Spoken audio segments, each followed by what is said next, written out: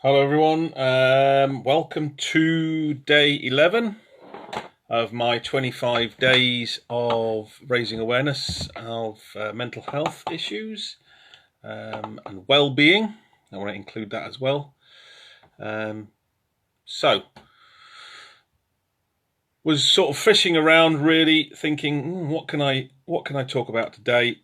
And I thought, well, I've mentioned that I've read quite a few books, and I'll start off talking about books. Some of the books that I've got there. I've put pictures up onto the Facebook page there, of some of the books I've got to hand. And I suppose the overarching thing is that there's lots of personal development books out there. It depends on which way you want to go. I suppose the thing is to start. Okay, start picking up books. Find a book. Start with one book that seems interesting storyline. You can research lots of books online just to sort of see whether you can understand it. Is it going to be useful to you, etc. The other good thing is you can probably download them onto Kindle. Okay, not a big fan of Kindle. I prefer paper books for some reason. Just the way I am, I suppose. I feel like I like the physical presence of a paper book, and I think second-hand books actually have a feeling about them. They've got energy. Yeah, other people have read them, other people have passed them on. I've got a huge amount of other books, and I suppose some of the things that have happened to me have been through the fact that I've read a book and then I've normally passed it on to somebody else. So a lot of the time I would read quite a few books, and then I'd have the book with me, or I'd sort of have the book and I've read it, and then something would happen, or I'd meet somebody, or there was an event that I went to that somebody resonated, saying something about something I'd read in the book. And I went, oh, have you read such and such book? Oh, okay. And I'd end up passing on lots of books. So a lot of the books that I've read, I don't have. Some of the books that I've kept hold of there, have obviously, meant something to me, and have got something in there that I've read. But a couple of other authors, three authors I'm going to mention now that have had a lot of books. Paulo Coelho, he's Brazilian. Loads of books. One of his most famous books was called The Alchemist. I don't have a copy of that. And that is a really quite profound book to read. Not a huge book, probably about this sort of size, paperback size. I've got another Paulo Coelho book here, The Fifth Mountain. Fantastic way of writing, sort of has a storyline, etc. But there's lots of little analogies, and normally with the sort of the storylines, you'll get to the end of a chapter, and then there'll be maybe one or two lines that actually captures the whole of that chapter in a little one-liner. And what I used to do, I used to start with the books I was reading, and then whenever something resonated with me, I start to write them down. Or I would start to write down my feelings around what I just read, or I'd get to the end of a chapter. Yeah, okay. So if you've got other books that you've read that have profound meaning to you, yeah, put them up on the message link there so people can see them. Again, it might be the fact that somebody points you to a certain book and you go, oh, that sounds interesting. And I've not read that one myself, but I think I've heard of it. So the idea is that these books, yeah, you start to invest in time in books, and I suppose it's almost a little bit old-fashioned now, isn't it, to read books? It's almost sort of going backwards, isn't it? People don't go out to pick up books. They use their Kindles or they download it on their phones. Now,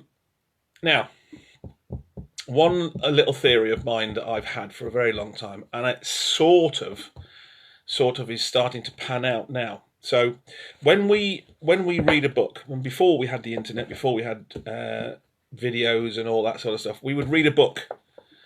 And when we read a book, okay, where does the images come from? Because we create images. The images come from our amygdala, our processing part of our brain. We create the storyline, we create the video, we create the things that are going on there. So we've got a little play going on in our head. Okay, and I come from an era when books were the only thing. You read a book and it's almost a bit of escapism, and the books became part and parcel of you, because you read them, and you sort of maybe, particularly if they were storybooks, you'd sort of live out the story. And then obviously later on, when the personal development kicked in and the storybooks had a meaning, you then started to look at the meaning for you for that story. But you would create the story in your head of that book. What's happening and what I've seen is the inability for people to actually create that story anymore. They're so fixated on getting information, video images, video games, online gaming. The internet has created so much information that is fed straight to your brain that reading a book and creating the images of yourself is almost a forgotten art. And I think we're missing the point. We're missing the point of the imagination.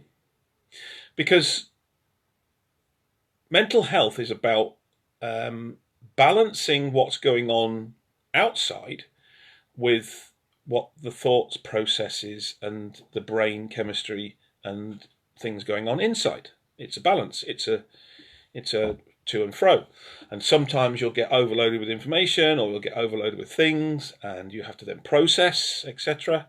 Sometimes you have to, gird your loins and steel yourself to get on with the job, etc. And that's a mental thing that you do preparations for.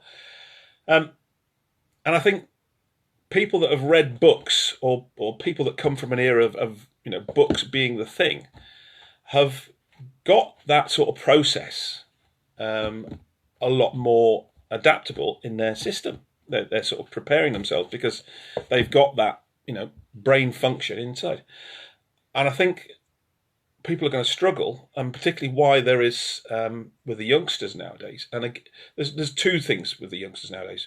One, they're more likely to tell you they've got a mental health issue for a number of reasons. A, because society tells them that they've got a mental health issue. They've got the information from the internet, and they're all experts on that. Two, they genuinely have a mental health issue because of the lifestyle that they're leading, because unfortunately, we still have kids out there that do not have a very good life. And three, because of the way that they communicate, they are much more likely to let somebody know they've got an issue. Yes, I know that still people do, take extreme action, etc. But that is where we are at the moment. What's missing is almost the mental resilience, if that's true, the mental preparedness, because they're reliant on the internet, they're reliant on their phones, they're reliant on that sort of connection, rather than creating their own world through their amygdala, creating the brain stuff, etc. So books. So there is lots of other things that you can do out there to invest in getting yourself to a point where mental health is getting better. You can go and employ a life coach. You can go and join seminars.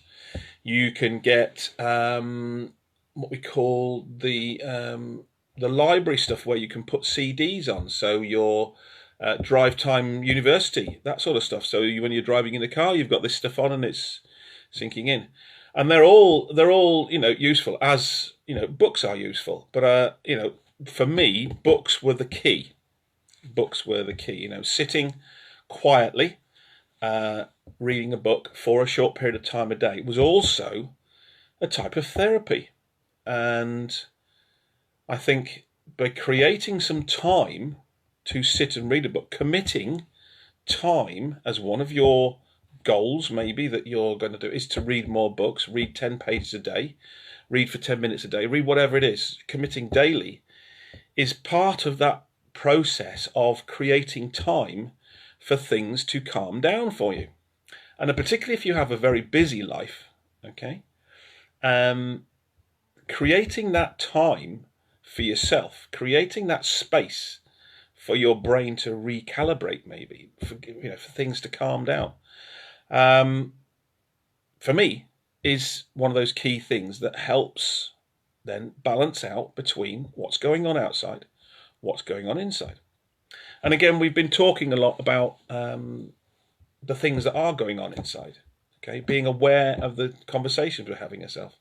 Are we our own cheerleader? Are we in control of the information that's going in? Can we clear our minds and focus on reading a book for some part of a day, so that all of the other stuff that we've got going on in our lives is not intruding into that space, giving our brain a time to switch off and relax from the busy life. And the process of the busy lifestyle, okay, is, and statistically is, creating anxiety.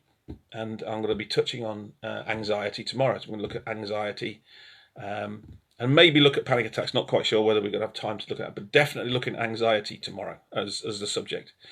So the anxiety that is being created in society is because we're living this fast-paced life, and we're constantly having all of these demands through, social media, people, connections, etc. And I don't know whether you've had this before or yourselves. I've had it. You send a message to somebody, and that person doesn't respond immediately, and you keep checking your phone or you keep checking your emails, and you why aren't they responding to me? I'm expecting something back. And maybe at work, somebody sends you an email and they're expecting a response straight away. And that isn't how we should be living in connection with other people. We shouldn't be responding to people's messages instantly, okay? Because if they want an instant reply, what could they do? They could pick up the phone and speak to you, okay? Which is what we used to do before we had email. So the pace of life is being imprinted on us. And I call it almost like a microwave lifestyle. You throw your meal in the microwave and then you want it ready for 2 or 3 minutes later. Your expectations of ordering something off the internet and then you want it there the next day. Okay. And we're being fed that people want response straight away, or else they're going to go somewhere else. Well, sometimes the best response is no response, because letting life find its own path, other than you responding to this ever speed of response, request, etc., can just burn you out. It starts to create this anxiety, this anxious feeling of, am I doing the right thing? Am I in the right place at the right time? Am I sending the right response to this person as quickly as possible? And the processes that I'm sort of introducing, so by reading a book, any book, okay, that has some value for you, creating the space every day to do that starts to become a habit. And we want to try and create good habits that give us the chance to, particularly if we do understand that mental health is a challenge for us at times, and there's certain things that trigger us, that challenge us, then by creating space for ourselves, for our brains to calm down, by creating time for us to focus. And I think for some, the shutdown, the lockdown, has been good. Other people have been climbing the walls because they're used to that speed of life, and without that speed of life they feel that they're missing out on something. But if you can step off that treadmill for a little while and let things slow down and calm down, create the space for your daily practice. And your daily practice can just be simply reading a book.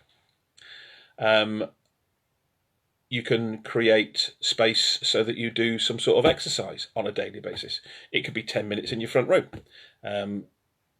Ruth and I are doing yoga every day at the moment. We're also doing the Joe Wicks Monday to Friday stuff, and doing them back to back is not funny, particularly when they're both on one.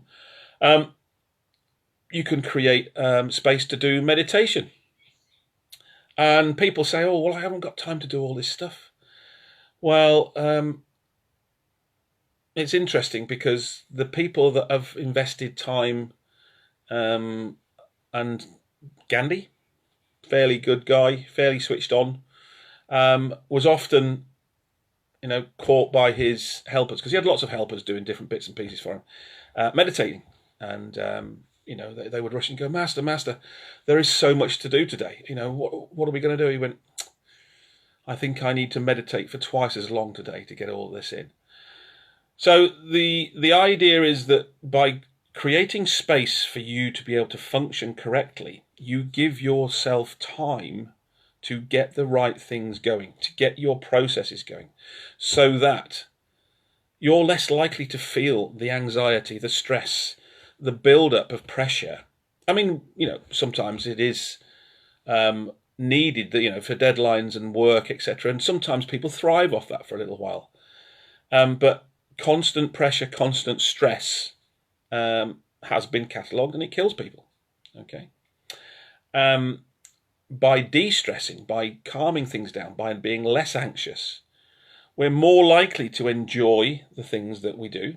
We're more likely to create good relationships with people around us. We're more likely to take time to enjoy life, and less likely to suffer from mental health issues. So reading books is one of those things. Again, dipping into personal development is a choice. It's a commitment. If you're up to it and you're wanting to de-stress your life, then this is one way. And like I said, there's other ways to do that. Exercising, meditation, you can do videos, you can go to seminars, etc. But I find that having a practice that you do daily and creating the space and time to do that daily does create a more stable lifestyle for yourself. And with this, I suppose, I'm talking about diarising things. So getting a little paper diary so that you can fulfill the things in the diary on a daily basis. Now, you don't have to sort of schedule your whole life, but particularly if you feel that your lifestyle is overwhelmed, out of control, etc., by creating this diarised time, then you gain back some time that is yours. You might even find that if you are a person that suffers with,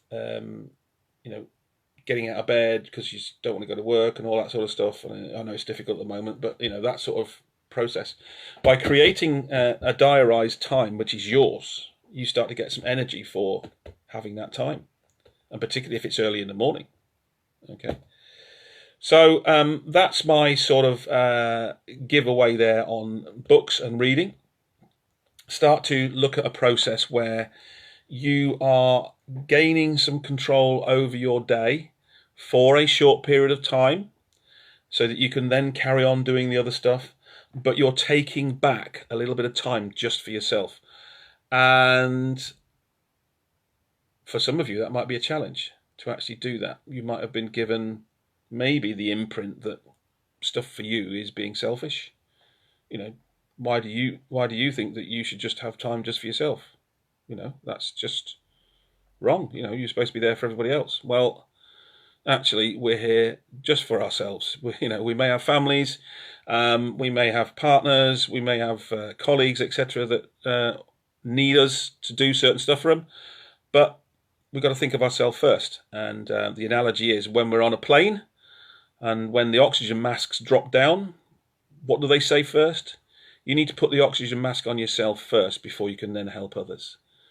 So you need to invest time in yourself before you can be there for others. So by being a little bit selfish in the context, taking some time for yourself, you start to be a better person to help others. Okay.